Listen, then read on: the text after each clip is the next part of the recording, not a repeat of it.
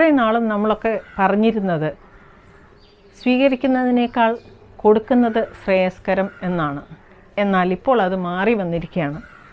ഞാൻ പറഞ്ഞു, മനസ്സിലായില്ലല്ലോ, ഒന്ന് വിശദീകരിച്ചേ.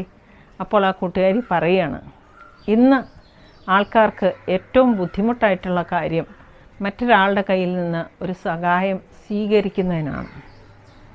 കൂട്ടുകാരി പറയുകയുണ്ടായി, അടുത്തിടയിൽ അവരൊരു വീട്ടിൽ ഫംഗ്ഷൻ വെച്ചപ്പോൾ കുറേ ആളുകളെ വിളിക്കുകയുണ്ടായി. എന്നാൽ വിളിച്ചവരെല്ലാം ഓരോ കാരണങ്ങൾ പറഞ്ഞ് അതിൽ നിന്ന് ഒഴിഞ്ഞു പോവുകയാണ് ഉണ്ടായത്.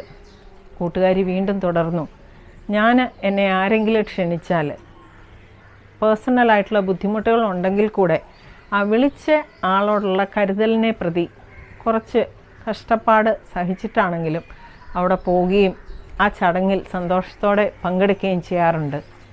എന്നാൽ ഈ പറഞ്ഞവരെല്ലാം ഞാൻ വെച്ച ഒരു ചടങ്ങിൽ നിന്ന് ഒഴിവായി, വലിയ ഗൗരവകരമായ കാരണങ്ങളൊന്നും ഇല്ലെങ്കിലും അതിൽ നിന്ന് ഒഴിവായി. എന്താണ് ഇതിൻ്റെ മനഃശാസ്ത്രം എന്ന് ചിന്തിച്ചപ്പോൾ എനിക്ക് മനസ്സിലായ യാഥാർത്ഥ്യമാണ്, എന്തിന് നാം വേറൊരാളുടെ സഹായം സ്വീകരിക്കണം എന്നുള്ള ആ ഒരു ചിന്തയാണ് അവരെ ഈ ഒരു ചടങ്ങിൽ പങ്കെടുക്കുന്നതിൽ നിന്ന് വിലക്കുകയുണ്ടായത്. അല്ലാതെ മറ്റ് കാരണങ്ങളൊന്നും തന്നെ അതിലില്ല. പ്രിയപ്പെട്ടവരെ, നമുക്കൊന്ന് കടന്ന് ചിന്തിക്കാം. നമ്മെ മറ്റൊരാൾ ക്ഷണിക്കുമ്പോൾ നാം അവിടെ പോകേണ്ടതല്ലേ? നാം ചെല്ലാൻ ആഗ്രഹിച്ചാണല്ലോ അവർ ക്ഷണിക്കുന്നത്. തക്കതായിട്ടുള്ള കാരണമില്ലെങ്കിൽ തീർച്ചയായും അല്പം കഷ്ടനഷ്ടങ്ങൾ സഹിച്ചാണെങ്കിലും അവിടെ എത്തി അവരുടെ ആ ചടങ്ങിൽ പങ്കെടുക്കണം.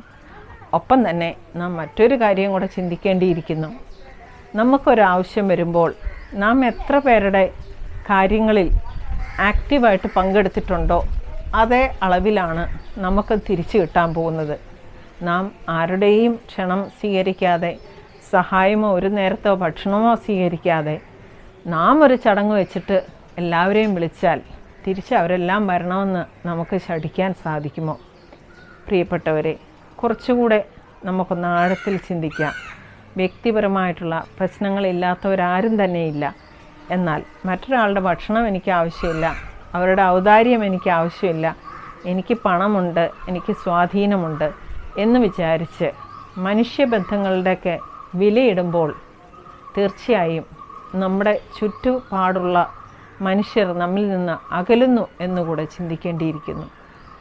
മറ്റൊരാളൊരു ഭക്ഷണം നമുക്ക് ഓഫർ ചെയ്താൽ അത് സന്തോഷത്തോടെ സ്വീകരിക്കുക, സന്തോഷത്തോടെ കഴിക്കുക, നന്നായിരിക്കുന്നു എന്ന് പറയുക, അതിലെന്താണ് തെറ്റ്?